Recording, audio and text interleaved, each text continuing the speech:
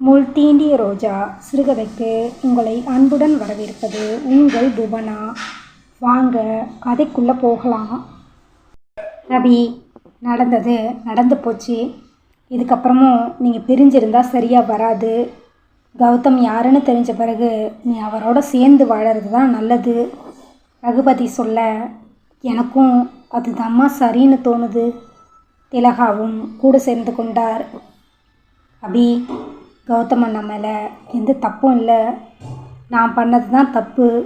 அதனால தான் அவர் இப்படியெல்லாம் ரியாக்ட் பண்ணிட்டாரு. தயவு செய்து நீங்கள் 2 பேரும் ஒன்றா சேர்ந்து வாழணும். நீ எடுக்க போகிற முடிவில் தான் எல்லாமே இருக்குது. விஷ்ணு சொல்லவும் ஆமாம்மா, பாவம்மா கௌதம் அடிப்படையில் ரொம்ப நல்லவன். ஏதோ சந்தர்ப்ப சூழ்நிலை இப்படியெல்லாம் நடந்து போச்சு. நீ அவனும் சேர்ந்து வாழ்ந்தா நாங்கள் எல்லாருமே ரொம்ப சந்தோஷப்படுவோம். விவேக்கும் சொல்ல என்னக்கா அமைதியாகவே இருக்கீங்க, ஏதாவது சொல்லுங்க. மைத்திலி ஒரு பக்கம் கேட்கவும் இதை பாரு அபி, இது உன்னோட வாழ்க்கை. நீ உன் புருஷன் உன் குழந்தை சம்மந்தப்பட்ட வாழ்க்கை. பாதிக்கப்பட்டது நீ எடுக்க போகிற முடிவு தான் இறுதி.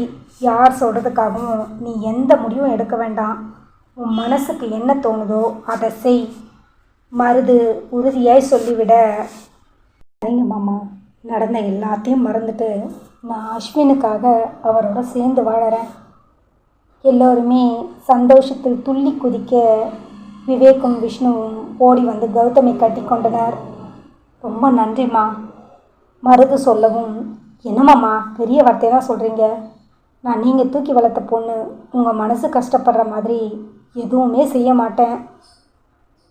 திலகா, மைத்திலி, ராகவி மூவரும் அபியின் பக்கத்தில் போய் நிற்க உண்மையில் அபி முழு மனதோடு இதற்கு சம்மதிக்கவில்லை என்பது கௌதம் அறிந்ததே. ஒன்று அத்தை மகன், இன்னொன்று அஸ்வின், எல்லாருடைய கம்பல்ஷன். இதுக்காக தான் அபி இதுக்கு ஒத்துக்கிட்டா. நீ ஒத்துக்கிட்டியே, அதுவே எனக்கு போதும் அபி. எப்படியாவது உனக்கு என் மேலே இருக்கிற பழைய காதலை நான் திரும்ப கொண்டு வந்துடுவேன். எனக்கு அந்த நம்பிக்கை இருக்குது. கௌதம் மனதுக்குள் நினைத்து கொண்டான்.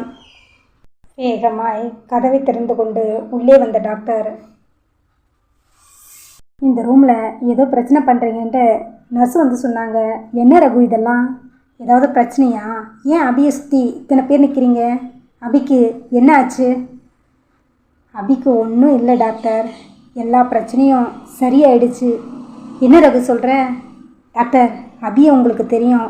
அவளோட ஹஸ்பண்ட் இவர் தான். Glad to meet you. Abhi தங்கமான பொண்ணு. அவளை நல்ல விதமாக பார்த்துக்கோங்க. டாக்டர், இன்னொரு விஷயம் தெரியுமா? இவர் வேறு யாரும் இல்லை, என் அக்காவோட பையன்தான். அப்படியா? உங்கள் அக்கா பையன் தொலைஞ்சு போய்? ஆமாம் டாக்டர், ஆனால் கடவுள் அருளால் அவரே எங்கள் அபிக்கு மாப்பிள்ளையாக வந்திருக்காரு.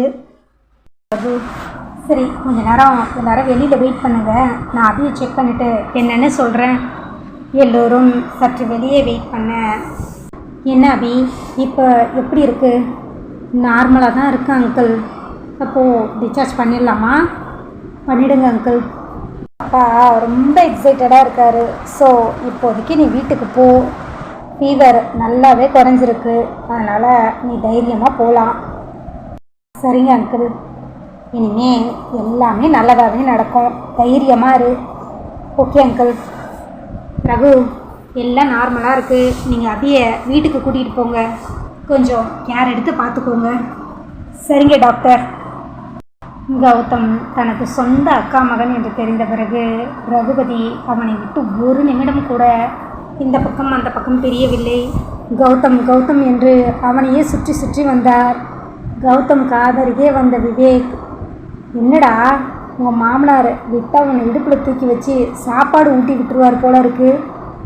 கௌதம் சிரிக்க, கௌதம் உன் முகத்தில் இந்த சிரிப்பை பார்த்து எத்தனை வருஷம் ஆகுது. எனக்கு எவ்வளோ சந்தோஷமாக இருக்குது தெரியுமா?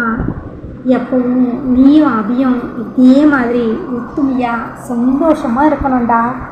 எனக்கு அதுதான் தேவை. மச்சான், உண்மையிலேயே நான் இன்னைக்கு ரொம்ப சந்தோஷமாக இருக்கேன். அவனை நெஞ்சோடு கட்டி கொண்டான் கௌதம். இந்த உலகத்தில் எனக்கு எத்தனை உறவுகள் வந்து போனாலும் என்றைக்குமே நீ தாண்டா முதல்ல. நான் கஷ்டப்பட்ட காலத்துலேயும் சரி, நான் சந்தோஷமாக இருந்த காலத்துலேயும் சரி, எப்போதுமே எனக்கு ஏதாவது ஒன்றுன்னா முதல்ல வந்து நிற்கிறது நீ தான். அருகே வந்த ராகவி, அண்ணா உங்களை அப்பா கூப்பிட்றாங்க, இதை வரேம்மா. கௌதம் ஒரு எட்டு வைக்க ராகவி கௌதமின் கையை சந்தோஷமாய் பிடித்து கொண்டாள். ஏய் நில்லு. என்ன என்பதைப் போல ராகவி திரும்பி விவேக்கை பார்க்க, அது என்ன 2 பேர் நிற்கிறோம், அவங்கிட்ட மட்டும் சொல்லிட்டு போகிற, அப்போ நான் தான் சார் கூப்பிட்டாங்க. என்னது சாரா? ஆமாம், சாரெல்லாம் கூப்பிடாத. இத்தனை நாள் அப்படித்தானே கூப்பிட்டேன். இத்தனை நாள் கூப்பிட்ருக்கலாம், ஆனாம்மா இனிமேல் அப்படி கூப்பிடாத.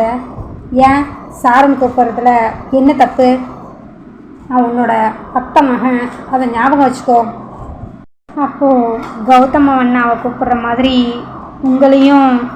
என்னது அண்ணா என்னான்னு கூப்பிட்டேன், அடித்து மூஞ்ச உடச்சிருவேன். கௌதம் எல்லாவற்றையும் பார்த்து அமைதியாய் சிரித்து கொண்டிருக்க மற்றவர்கள் எல்லோருமே அபி ரூமுக்கு போயிருந்தனர். ஹலோ, என்ன கொஞ்சம் விட்ட ஓவராக பேசுகிறீங்க? நான் மரியாதையாக சார்னு தானே கூப்பிட்டேன். இப்போ அதில் உங்களுக்கு என்ன பிரச்சனை? சார்னு கூப்பிடாத. சரி ஏய் அண்ணான்னு கூப்பிட்டா அடி வாங்குவ, வேறு எப்படி தான் கூப்பிடுறது? ஒழுங்கு மரியாதையாக மாமான்னு கூப்பிடு. என்னது மாமாவா? அப்படியெல்லாம் கூப்பிட முடியாது. வேணும்னா பேர் சொல்லி கூப்பிட்றேன். பேர் சொல்லியா? அது ஒரு வேளை மரியாதை குறைச்சலாக இருந்தா வாடா போடான்னு கூப்பிட்றேன். வாடா போடாண்ணா உன்னை. விவேக் ராகவியின் மண்டையில் கொட்ட, ஆனால் அடிக்கிறான். கௌதம் விவேக்கின் கையை பிடித்தான். பாருடா, உன் கண்ணு முன்னாடியே கொஞ்சம் கூட மரியாதை இல்லாமல் அவன் என்ன பேசுகிறா? அமைதியான பொண்ணுன்னு நினச்சேன், ஆனால் உனக்கு வாய் ரொம்ப அதிகண்டி. என்னது டீயா? கிராமத்துக்காரி, பார்த்து பேசுங்க. மரியாதை இல்லாமல் பேசுறீங்க, வாயை உடைச்சிருவேன். மரியாதையை பற்றி நீ சொல்கிற, நீ மட்டும் என்ன வாடா போடான்னு பேசலாமா? பேசுகிறதுக்கே உங்களுக்கு அப்படி இருக்கே, அத்தனை பேருக்கு முன்னாடி நீங்கள் சொல்லிவிட்டு ராகவியின் முகம் சிவக்க, அண்ணா நீ வாண்ணா. கௌதம் எல்லாவற்றையும் சிரித்து கொண்டே பார்த்து கொண்டிருந்தான்.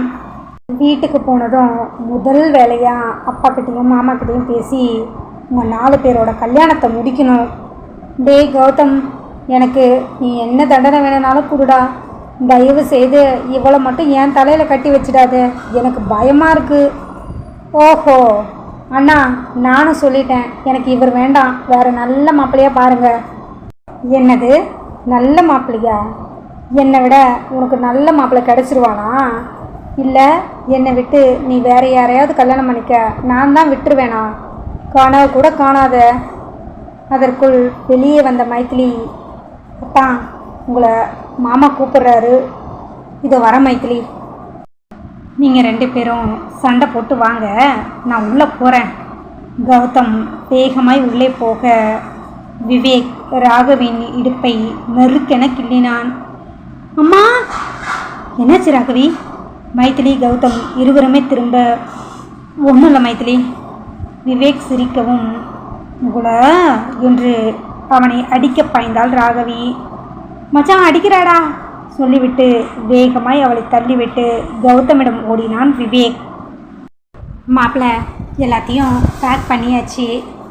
அஸ்வின் கௌதமிடம் தாவ, நீ சித்தப்பா கூட வா. அஸ்வின் விஷ்ணு தூக்கி கொள்ள, நீங்கள் அபியை கூட்டிகிட்டு வாங்க மாப்பிள்ளை சொல்லிவிட்டு ரகுபதி முன்னே போக எல்லோரும் ஒவ்வொருவராய் ரூமை விட்டு வெளியே வந்தனர். கௌதம் அபியிடம் கையை நீட்ட அதை நாசூக்காய் தவிர்த்தவள் மைத்திலியின் கையை பிடித்து கொண்டாள்.